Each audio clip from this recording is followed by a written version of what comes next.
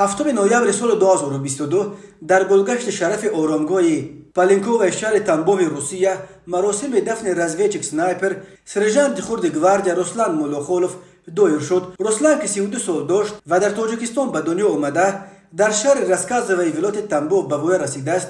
در جنگ اوکراین کشته شد. از او یک دخترچه 2.5 ساله یتیم ماند. منبع این خبر نشریه محلی تیوی ولک می نویسد که روز 24 سپتامبر سال 2022 گروه جاسوسی که رسلان مولوخولوف نیز در ایت آن بود در ناحیه کوپیانسک ولایت خارکوف اوکراین هدف تو باران قرار گرفت و این زاده تاجیکستان جراحت وزنین برداشته به هلاکت رسیده است. رسلان مولوخولوف سال 1990 در تاجیکستان به دنیا آمده بود. عائله آنها سال 1999 به شهر رسکاز و واقع در 33 کیلومتری شرق شهر تنبوف کوچید. رسلان در همینجا اول در مکتب رقم 6 و سپس در مکتب رقم 3 تحصیل کرد و بعد ختم صنف نو به آموزشگاه داخل شد. ولی بعد انجام خدمت حربی رسلان مولوخولوف با وزارت مدافع قرار داد بست و در هیئت نیروهای ویژه ارتش روسیه در ولایت تنبوف خدمت میکرد. از مدال‌های جنگیش برمیاد که رسلان مولوخولوف در عملیات اشغال کریم و جنگ سوریه اشتراک کرده است و به جنگ اوکراین باعث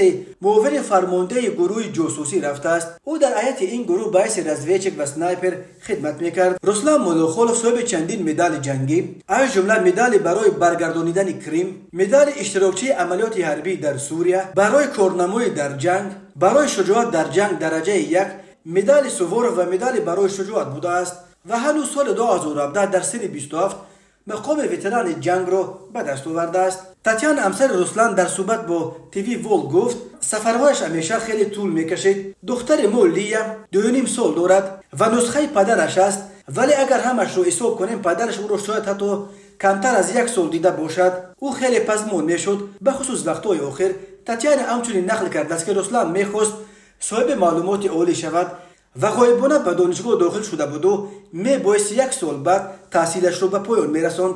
ولی این آرزوی رسلان مثل دهها آرزوی دیگرش همراه او به خوک رفت. روسیه روز 24 فوریه سال 2022 با بهانه حمایت از ساکنان روزبان دنباس به اوکراین حمله آورده قسمت‌های بزرگی را در شرق و جنوب این کشور اشغال کرد. ولی ماه‌های آخر پیشرفت ارتش روسیه در اوکراین نه فقط منع کرده شد بلکه روسیه مجبور شد که از بسیاری از قلمروهای قبلا اشغال کردهش عقب نشینی کند. شکست‌های عظیم صخر و ارتش روسیه در جبهه‌های خرسون و خارکوف دچار شده است. رسلان مولوخولوف نیز در همین جبهه اخیر کشته شد. هم اوکراین و هم روسیه در رفت این جنگ تلفات سنگین دادند که از هر دو طرف به 10,000 نفر میرسد.